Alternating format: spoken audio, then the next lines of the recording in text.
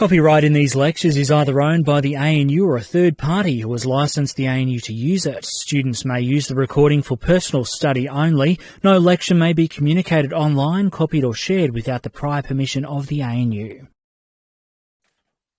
All right. Well, welcome to this special segment of our lecture. I'm joined by Dr. Tjanara Goreng, who is a pre-selected Greens candidate for the upcoming federal election, and she's a Waka Wuli Wuli traditional owner from central Queensland and an academic at the Australian Catholic University, Canberra, and the ANU is her alma mater. She got a PhD here, specifically at CAPER, which is the Centre for Aboriginal Economic Policy Research. So I'll start with an acknowledgement of the Indigenous people and elders on whose traditional lands we're meeting here in Canberra, and paying respects to those elders. And now we are here to discuss precisely what that means, in fact. And it's a great honor to have Dr. Goreng join us today. Welcome. Thank you. Paya, everyone. Well, I have a broad opening question for you, which is, I know you've got a big binder on the voice reform, but there are quite a few reforms being contemplated in the current agenda.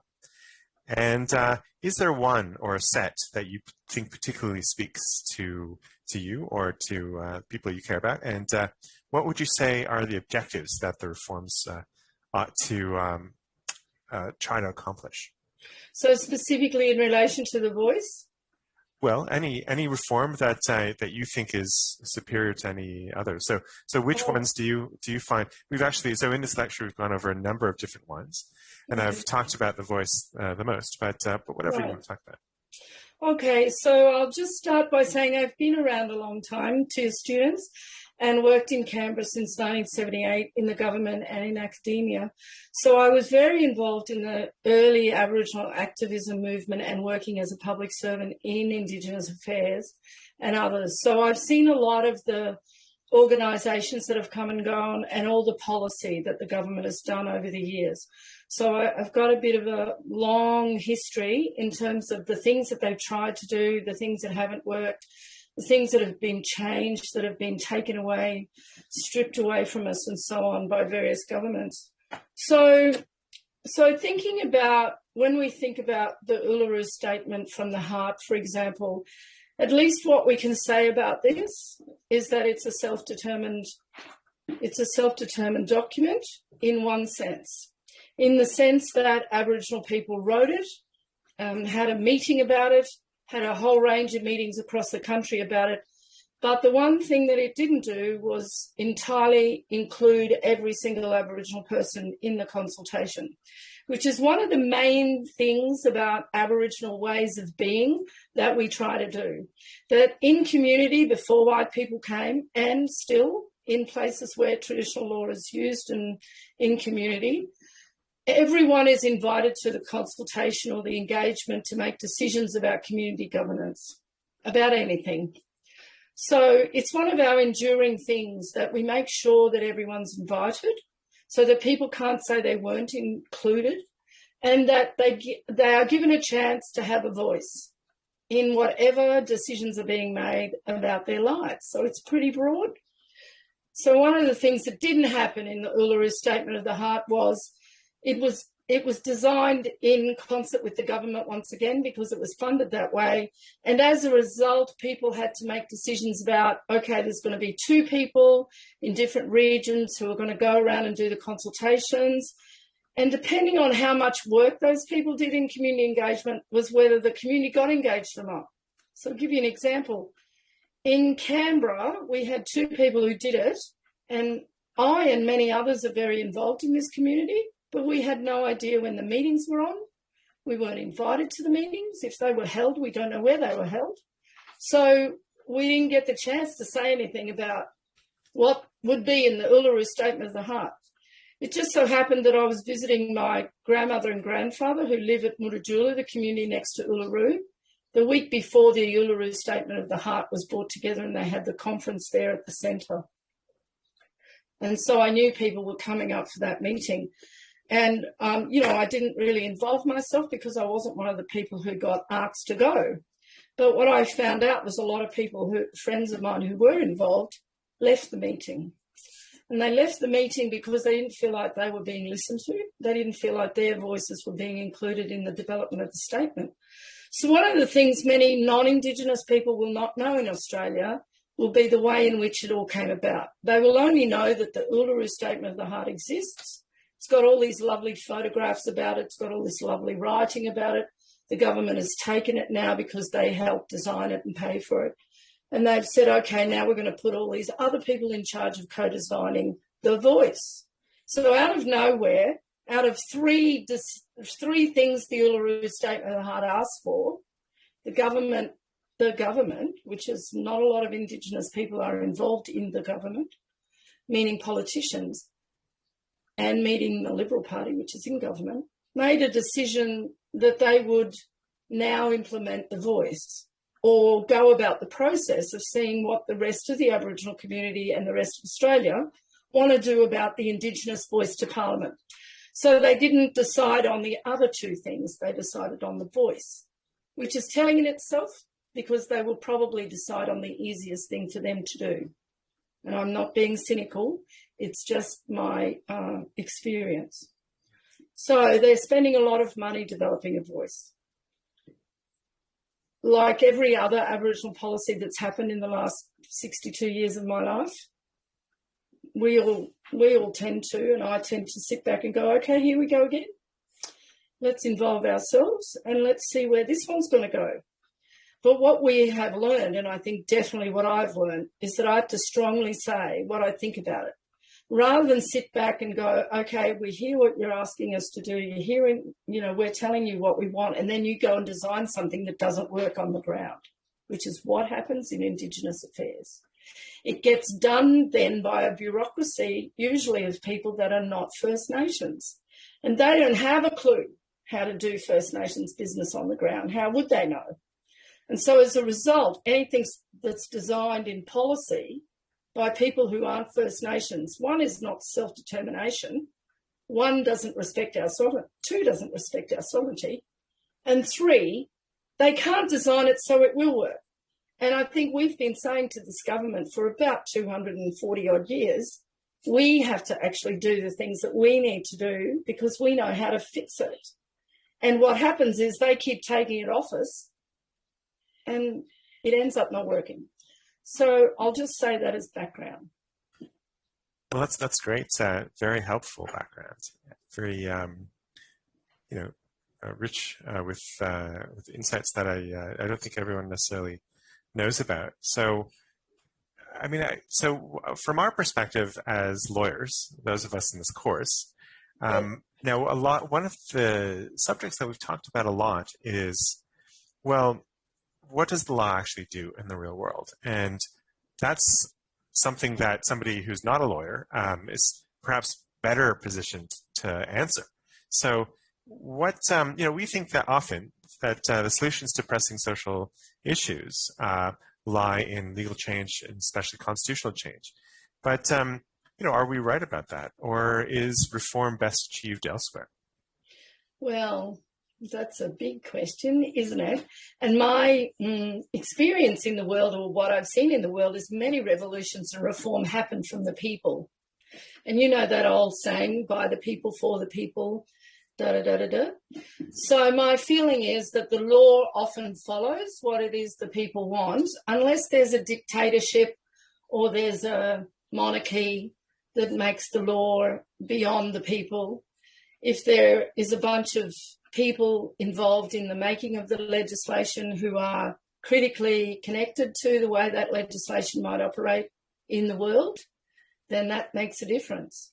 And so making law in the dominant culture, meaning the Miglu white culture, for us is quite interesting and strange for us because we have our own law. And our own law is quite different to the whitefellow law. Whitefellow law is very like it is, the way you teach it at universities. You know, it's written down, it has precedents, it gets changed by courts, all sorts of stuff happens to it.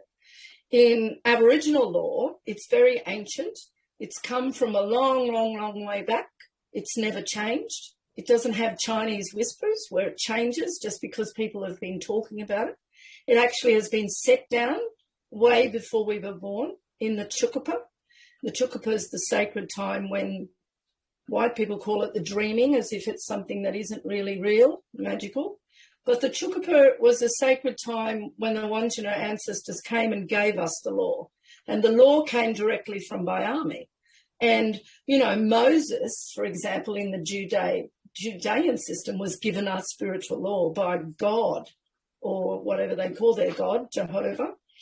And so they believe that that's their law, those group of people. It's their spiritual law. Well, in fact, the same kind of thing happened to us. However, we actually do live by that law. So someone like me who's been brought up in both cultures, I'm 62 years of age, born in 58. So you can get the sort of idea of the area of time I've lived in. So I've grown up in a period of time where there were definitely two cultures, getting a Western education and a blackfella education. And so I live my life on my value system, which is based in my Aboriginal law, and on the value system that comes with being a human, you know, having respect for people, being kind, empathic, merciful, this kind of stuff. But I truly follow my law now that I'm an older woman, because I have to do it for all the younger people who are watching me and around me as an auntie, you know. And certainly then I've spent my life learning how to do it in order to get better at it, in order to do it. So it's basic stuff like the 3 laws of respect, which don't get written down in whitefella law. They get written down in whitefella law in a different kind of language, in a different kind of way. So for us, there's that period in between, you know, that transition period in between whitefella law and Aboriginal law, how it gets interpreted and how it gets played out.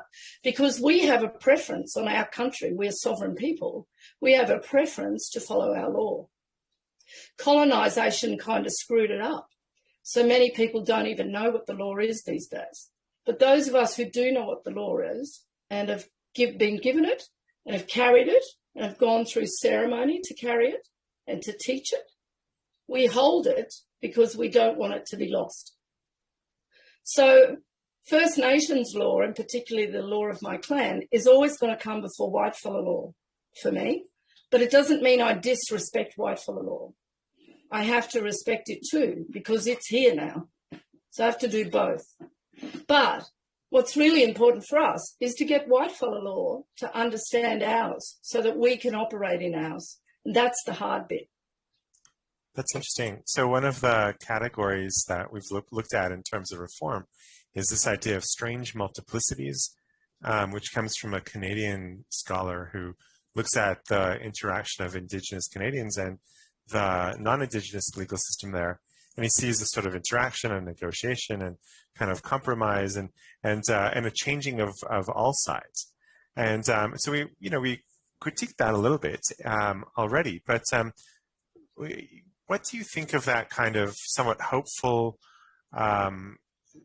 prospect of a sort of more harmonious interaction, or is it something that would be, from your perspective, hopeful or harmonious? Is it something to be hoped for or not? Well, you know, I spent most of my life hoping for positive change and working towards it by having good relationships with people in the other world in order to help them understand and learn, in order for me to understand and learn. But what I do know now in my 60s, and I'm just going to say it because I know it now, I don't have any hope for white people being able to understand us and wanting to change it, because they want to be dominant. They want to be boss of it. They say they're sovereign. This country is their sovereignty. And they want their sovereign law to be boss. They don't want our law to be boss. They don't understand our law. And parts of our law they would find very difficult to live under. For example, the law of big bit punishment law for rape and murder. You know, if a man rapes and murders, he gets speared dead straight away. There's no mucking around about it. He don't go to jail. And if he's a black fella that happens, you know, somewhere where they live by that law, and the judge in that place, whether it's the Northern Territory or WA or wherever, accepts that Aboriginal law is important, he might take that in consideration when doing the sentence.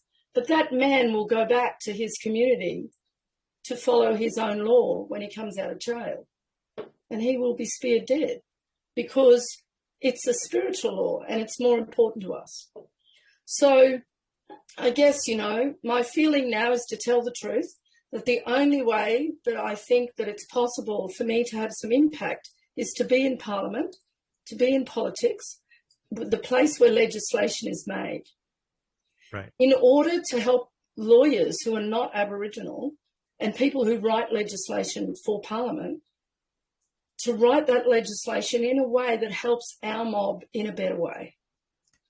Well, that was going to be my next question, in fact. So you are very experienced, and you've been in business and public service and academia, psychotherapy, and now politics. And so what do you want to accomplish in politics? What drove you to it? I guess you've already answered that, actually. You've begun to.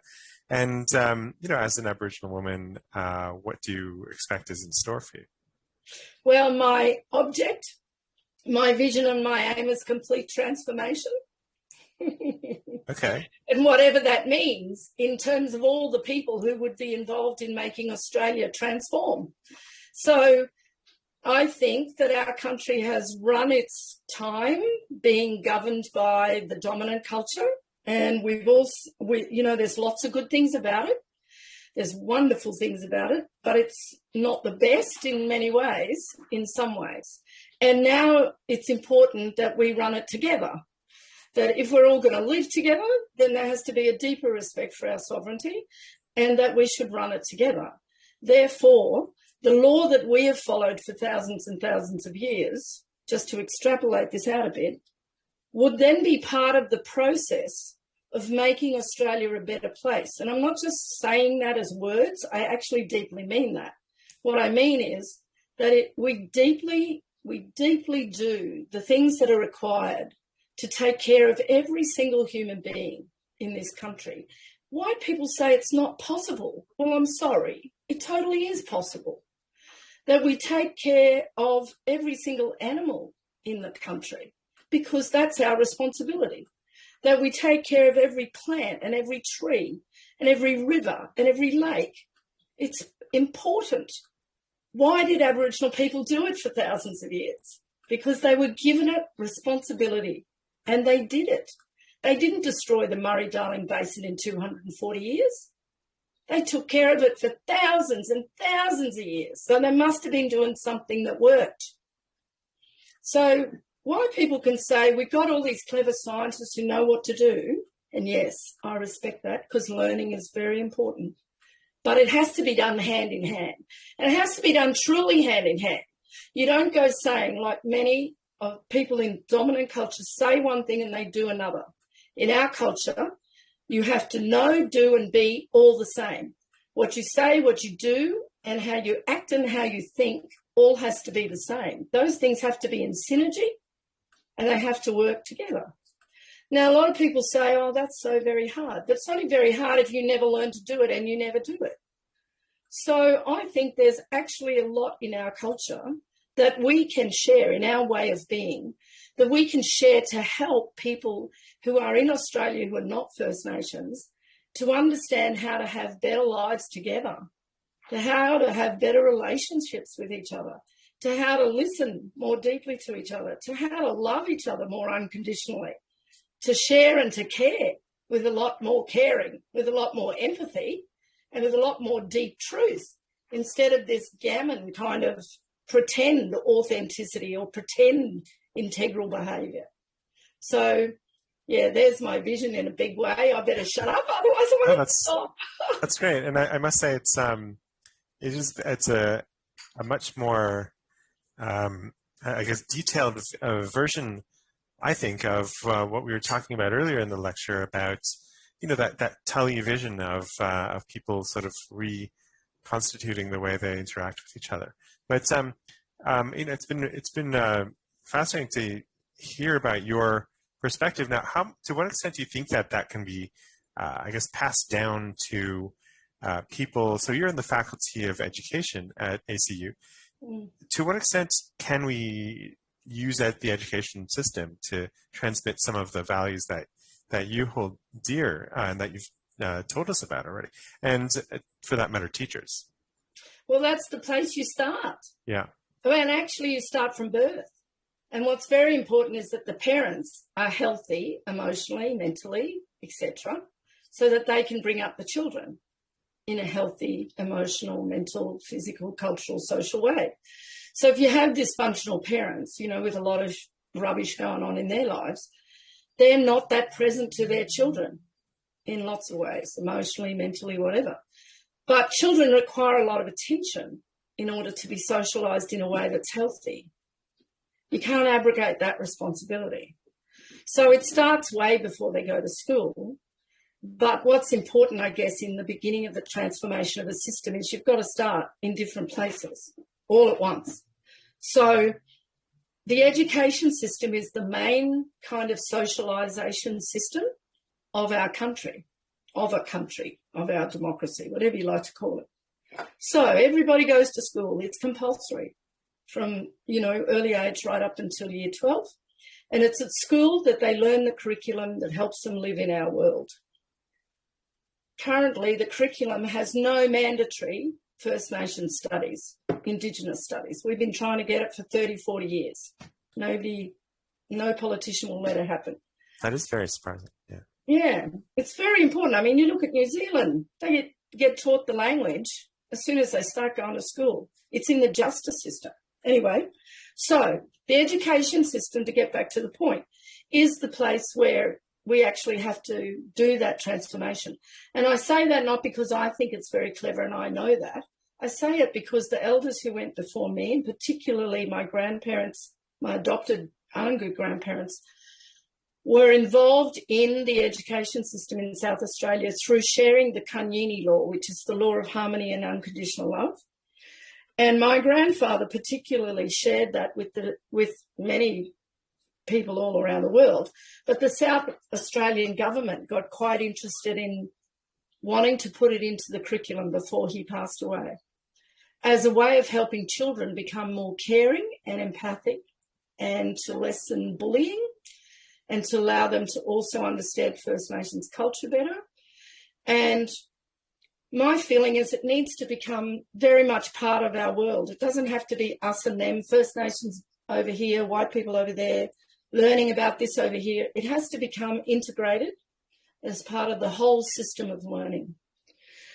And in the same way then, parents somehow have to be integrated into that system because we know that adults all have a range of different views and everyone's entitled to their views.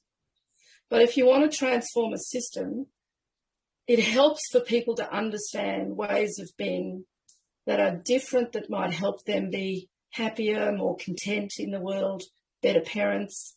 I'm not saying they're not good parents. What I'm saying is that First Nations business done in a certain way actually helps us bring up children in a healthy way. And we really need emotionally healthy human beings in order for them to be able to run the country and to run our world, our businesses, our lives. You know what I mean? And we don't get emotional intelligence taught at school, generally. Anecdotally, in Canberra schools, you do see some of that kind of thing, but presumably in other regions in Australia, it's a lot less common. Indigenous sort of content in the school's curriculum. I know my wife, who grew up in Lismore, they didn't discuss any of that. So, and that was in the 90s. So, well, it's supposed to be in the curriculum, like there is a national education curriculum and policy and so on and so forth, but it's up to the teachers and it's up to the schools. Yeah. And most of the young people that I see them in fourth year. I used to see them in first year as well, but now I only see them in fourth year. And they come and do one Indigenous studies subject about how to teach Indigenous studies. So they see me for a semester and I'm supposed to help them learn how to teach Indigenous studies in the curriculum over years, you know, early childhood right through to end of primary school. Many of them come and they've never been taught anything about Aboriginal history in Australia. They do not know anything about the stolen generations.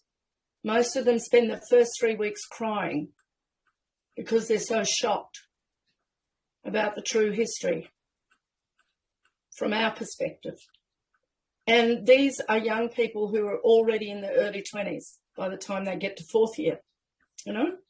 And they did not learn it in primary school, and they did not learn it in high school, and they don't just come from the ACT. Some of them come from all around. So the curriculum exists. It's just we don't have enough Aboriginal teachers to teach the curriculum, so we have to teach the non-Indigenous teachers to teach the curriculum. And many of them won't teach the curriculum because they're afraid. They're afraid they don't know enough. They're afraid that they'll put their foot in the wrong place. They're afraid they're going to offend somebody. They're afraid they're going to offend all the blackfellas. And we've already told everybody and the government, we can't teach it. We don't have enough. We need to teach these young white ones to teach it. So we already know they can't teach it. We'll teach them how to teach it.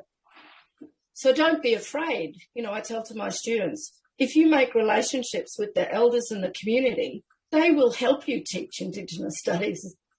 They will teach you and they will come in and they will help you do it. It's interesting. It's not unlike what we go through here. So there's a lot of Indigenous content in the law school, and we generally try to be as sensitive as possible. But one of the problems is that we end up overburdening our Indigenous colleagues with questions about, you know, is this okay? Is this okay? I think generally speaking, they're very helpful though, and happy to guide us on that. As a student at a uni, it's very nice to be incognito when you're First Nations. And it's easy if your skin is light. It's not so easy if your skin isn't light. But I don't make a big deal of any of the First Nations students in the room. I don't point them out. I don't ask them to talk. If they want to talk, if they want to share stories about themselves, they're quite welcome to. But I don't put them on the spot in front of the other students. Because when I was a young student at uni, you know, when I was 18, back in, I don't know, when was it, 76? Like, we just had such bad racism. It was horrible. But then when I went to work in universities, like as a director of Aboriginal education, where we had students being recruited into universities, they would come back to the Aboriginal Centre and tell us that they had teachers in the room who would, you know, pinpoint them and say, can you tell us about this? Can you tell us about that? Or is it like that in your family? Is it like that? And it's like it was really hard for them. So, and like, not all Aboriginal people know everything about everything Aboriginal. You only know about your own little bit. And some of them don't know anything because some of them weren't brought up with culture. So to be put on the spot at university is so very difficult. So I try really hard not to do it for my students, because it's the responsibility of the uni to have lecturers who are First Nations in the faculties who can do that work, and to have non-Indigenous teachers who are prepared to go and learn that and be involved in doing that work. It's the responsibility of the teachers, not the students. In the law schools in Australia, there's something interesting called the Indigenous Cultural Competency Program, which a lot of people have been part of, and it's I think it's, I don't know if it's effective, but it seems like a very positive idea. Very important, because lawyers are so much part of our lives. Yes, exactly. And when I was at UC many years back, I used to have a lot of law students. The teaching and nursing students had to do Indigenous studies, but no one else had to. But I used to get a lot of law students and psychology and counselling students who wanted to come and learn how to be more competent and understand so that they could be better at their profession, which I was really heartened by. But they didn't have a mandatory subject that they had to do. Yeah. We don't have anything mandatory here, but there is a lot of encouragement in that direction, I guess. But I like that. Yeah. Well, to go back to the constitutional change and reform of other kinds of law. Now, if the voice is constitutionalized, it's going to require a referendum. So I was wondering, can we look ahead to how that would be? There's a potential for divisiveness in the process of a campaign, misstatements, outright lies, divisiveness that could be quite damaging potentially. And, there could be a good deal of disappointment among Indigenous people and their supporters in the case of a rejection. So what do you think? I mean, is the risk significant? Do we have to be very careful before we sort of embark on it? I've spent much of this lecture advocating for certain reforms, but am I excessively gung-ho? Should we be more careful? Okay. So I think we just go back a few steps and we don't jump into that we're going to have constitutional recognition and a referendum, because it might not ever get to that, because there are many of us who do not agree with it. And I put myself in that category. There is a movement in Aboriginal Australia against anything that does not give us sovereignty. Okay. There is a big underground movement that not many people hear about, but it's getting stronger and stronger. And that has come after many, many years of realising that unless sovereignty is recognised, nothing else matters. So in terms of constitutional recognition, and I'm not a lawyer, so I've read all this business. Yeah. Gosh, it really touches the head, But one of the things that, talking from a Greens perspective or a Black Greens perspective, because we call ourselves the Black Greens, so talking from a Black Greens perspective, we have a very strong sovereign self-determined voice in the Greens. And so we write the policy about First Nations business, and people like Lydia, our senator, and other senators who will come, First Nations, and as well as lots of other people, Aboriginal people, are involved in making the decision about what those policies will be. Our current policy is truth first, treaty next, and voice next. So truth, treaty, voice, not treaty, voice, truth, or however else everybody else has put it. And certainly not voice before treaty or before truth, because it goes like this in our minds. We have to start telling the truth about everything that happened so that the rest of Australia knows everything that happened. So they only really know this much of that much from the stories that have been written and the things that have been shared. You can't heal a country. You can't recognise sovereignty. You can't really negotiate anything legal until the hearts and the spirits are involved. So I'm talking about your soul and your heart, not just your intellect. So that's one thing. That's why we stick truth first. The Truth and Justice Commission has to be able to be held and done without government interference, but funded definitely by the government, because we don't have the money, so that everybody can do the truth and justice with everyone in the country, not just blackfellas and whitefellas. We have an expectation, and it's not an assumption, it's an expectation, because we think we understand from our traditional law perspective that when those voices are shared, when people deeply listen to each other, when people share, all sorts of things happen that allow people to become more deeply connected, empathic, merciful, all those lovely words, in order for negotiations to be more honest and truthful. When we sit around and talk about constitutional recognition, we're all in our heads talking about how we're going to change the Constitution of Australia without recognising the sovereignty of Indigenous people first. If we write the sovereignty of Indigenous people into the Constitution, what does that do to the sovereignty of Australia? So there's all these lots of legal questions about all that, isn't there?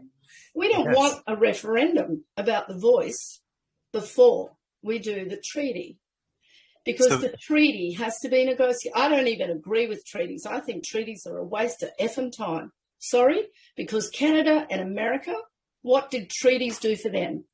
The Treaty of Waitangi has helped New Zealand have language in schools, all sorts of other stuff, but they still suffer generational trauma. They're still not respected in lots of ways. They still have all the social, emotional, mental health problems that everyone else has who's been colonised. However, there's been an agreement on a general level that Australia needs to have a treaty, and it's been going on since the Makarrata of the Bob Hawke days when he was the Prime Minister.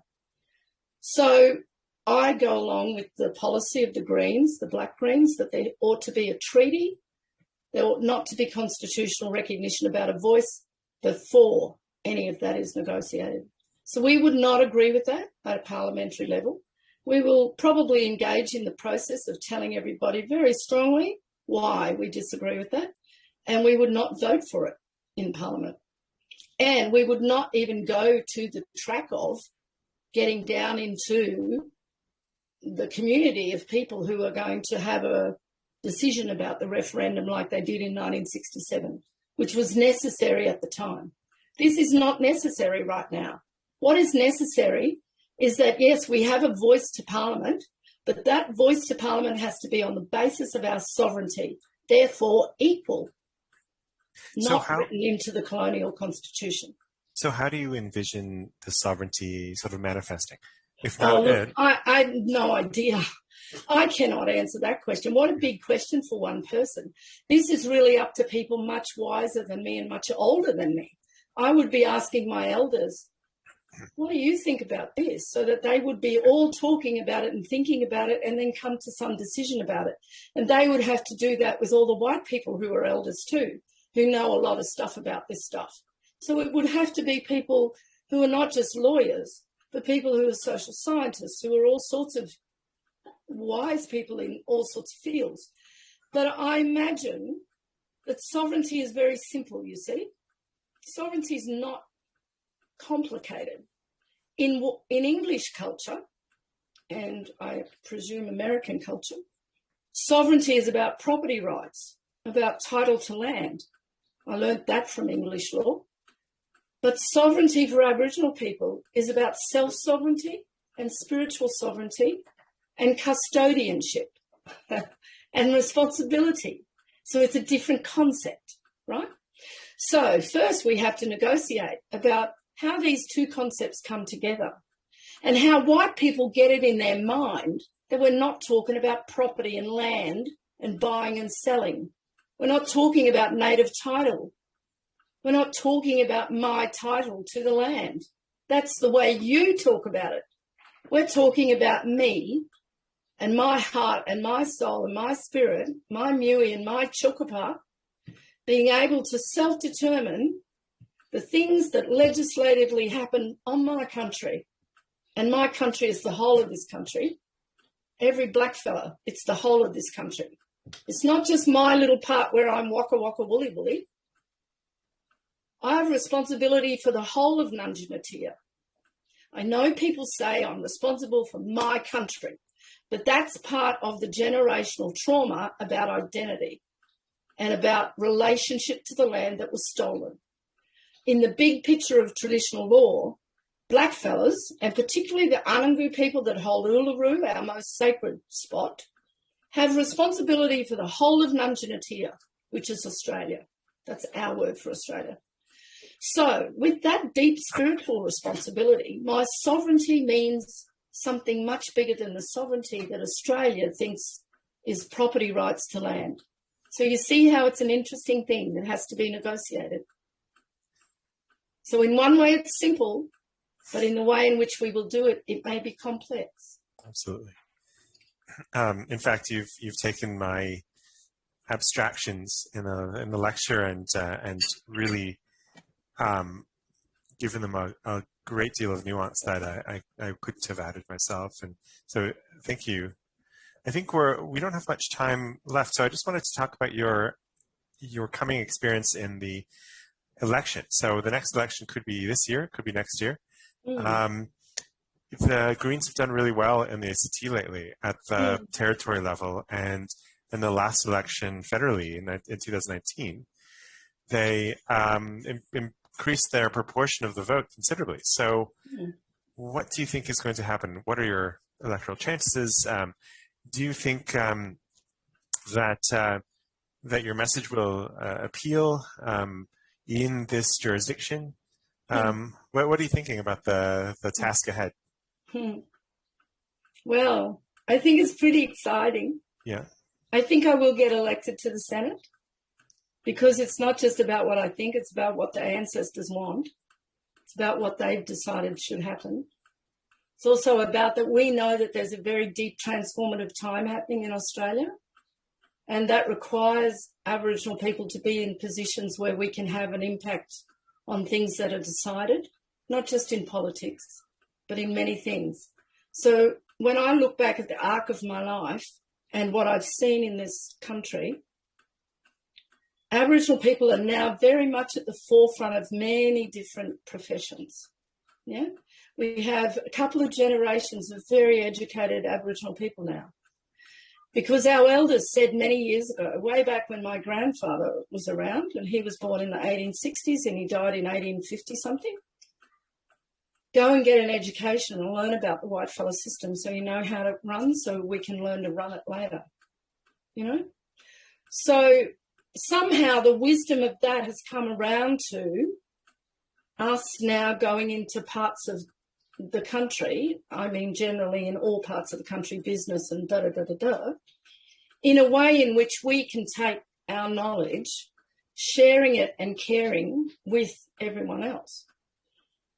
I like to say, a bit facetiously, you know, I had a dream, like the fabulous Martin Luther King, like I'm nothing like that man. What an amazing man he was. However, he lived in a time where great transformation had to happen for Black people. And I've lived in a time when great transformation has gone on for my country. I'll give you an example. When native title came in, my brother's a lawyer, one of my elder brothers did the law, and we went and said to our mother, who's now 93 years of age and still alive, Mum, you can claim grandfather's country now, your grandfather's country, waka waka woolly woolly. And she said, whose permission do I have to ask for that? Which says a lot, doesn't it? Makes me want to cry, actually, when I say it. I remember the day we went for her to vote for the first time at the Longridge Civic Council, sitting in the back of the car after the 67 referendum. She was in her 40s for sure. First time in her life she was allowed to vote. Her husband voted, but she was never allowed to vote because she wasn't Aboriginal. She was Aboriginal. And I remember how proud she was walking up those stairs, saying to us kids, I'm going to vote. And we're like, what's that? We had no idea. So to get back to the point, I didn't have a dream. What happened was, the truth is that the ancestors actually gave me this dream. And this happens a lot in our culture. And part of that was about going and being in the parliament. And I'd never considered being a politician. I really like being somebody who's in the background. I spent a lot of my life writing policy and doing research for people like Charlie Perkins, all the people you see as the elder people now, like Senator Paddy Dodson. I remember him when he gave his first speech in 1984, you know, and I was a young 20-odd-year-old working at the National Aboriginal Conference, and he'd never given a speech, and he came back and he said, was it all right? And now look at him, he's in the Senate. And Charlie Perkins was, you know, the freedom rider. And I worked for Charlie doing research. And I loved being in the background. I didn't want to be out in front. But as I got older, and it's certainly not about me wanting to be out in front either, because I find it a bit scary, you know. I find it a bit scary having to be ready to speak and ready with an idea and ready with a response. But in our culture, we have this thing called stepping up and stepping back, stepping forward, stepping out, you know. So often our elders say, it's time to step up, girl. It's time to step back now. And we know what that means. Stepping back means moving out of the way, letting someone else have a go, or it's not for you to do. It's for someone else. Stepping up means get your courage. It's time for you to go up and face and do what you need to do. It's your destiny. We've supported you. We've taught you. We've loved you. We've helped you. And now it's time for you to just go and do it and to be confident. Because in our culture, one of the most enduring aspects of being a leader and an elder is to be humble. If you're not humble, people don't want you to be an elder. They want people who they can love and follow and have love for. And we all know that people with egos are not very lovable type of people. They're hard to love. And often there's something missing in them and they're looking to fill it up with something. So when these elders said to me, or when this experience happened to me, I just went, oh my God, no way. And I ran away. And it's like when you go to your first initiation of puberty, you don't go until you're ready. You have to be spiritually, everything inside has to be ready. You can't just be intellectually ready. You can't just think, oh, I'm clever, I'm ready for this, I've got 4 degrees. You have to be ready in your heart. And you have to feel like you can make a difference. You have to feel like you're the only one that can have that voice right there. And that all the other people around that circle or in that table, they're there for a reason too. And your job is to be with them in order to do something important. So I took 5 odd years, but I knew when they told me that it was going to happen, I believed them because everything else that they told me in my life that happened. And one of the things that happened in my life was at the age of 16, I decided I was going to go and learn a lot of things. I was going to go and work at a lot of jobs because I wanted to learn everything I could. And I didn't even know why I said that to myself. And I know I'm going on a bit, but I wanted you to really deeply understand why this was important. And so now I even went to India because I practice an Eastern form of meditation and asked my yogi teachers over there to bless my idea of becoming a politician because I feel like it needed to have that sort of spiritual concrete foundation. And now the more I do it, the more I love it. So I think it'll be okay. It'll happen.